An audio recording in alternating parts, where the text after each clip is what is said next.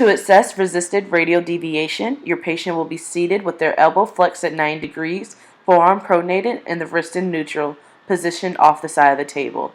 The clinician will stabilize the posterior portion of the mid-forearm and then will apply resistance on the thumb side of the hand. The resistance is applied while the athlete moves into radial deviation. Be sure to apply a brake test at the end of the range for 5 seconds and compare bilaterally. Your primary movers are your flexor carpi radialis, extensor carpi radialis longus, and extensor carpi radialis brevis. With your patient in the same position, you will now assess ulnar deviation. The clinician will stabilize the posterior portion of the mid-forearm and apply resistance on the pinky side of the hand. Resistance is applied while athlete moves into ulnar deviation. Be sure to apply a brake test at the end range, compare bilaterally, and grade the brake test. The primary movers are your flexor and extensor carpi ulnaris. To assess resisted thumb MCP flexion, your patient will be seated with the elbow flexed to 90, forearm neutral resting on tabletop with thumb extended. The clinician will stabilize the first metacarpal and apply resistance to the palmar aspect of the proximal phalanx. The resistance is applied while athlete moves into flexion. Apply the brake test at the end range and compare bilaterally. Be sure to repeat these steps for the IP by stabilizing the proximal phalanx and resisting the palmar aspect of the distal phalanx.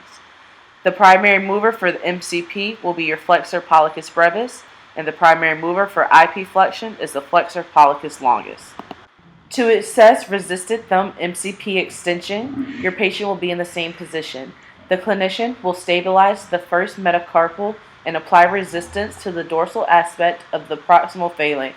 Resistance is applied while the athlete moves into extension. Apply the brake test at the end range and compare bilaterally and grade the brake test appropriately.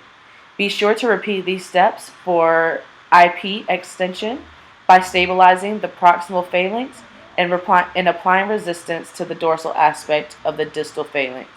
The primary movers for MCP extension are your extensor pollicis brevis, and for IP extension, it will be your extensor pollicis longus. To assess resisted abduction of the first CMC, your patient will be seated with the wrist off the table, elbow flexed to 90 degrees, and forearm supinated. The clinician will stabilize the wrist in lateral four-metacarpals. The resistance will be to the lateral aspect of the proximal phalanx near the joint line. The resistance is applied while athlete moves into abduction. Apply brake test at the end range, compare bilaterally, and grade brake test appropriately. Primary mover will be your abductor pollicis brevis.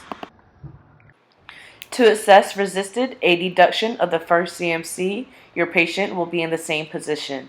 The clinician will stabilize the wrist and lateral four-metacarpals, and resistance will be applied to the medial aspect of the proximal phalanx near the joint line.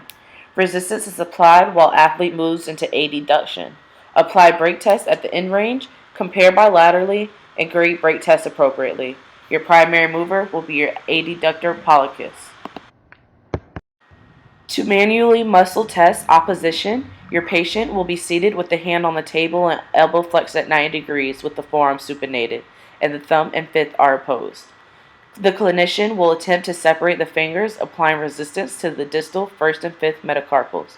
Compare bilaterally, grade brake test appropriately, and your primary movers are your opponus pollicis and opponus digiti minimi.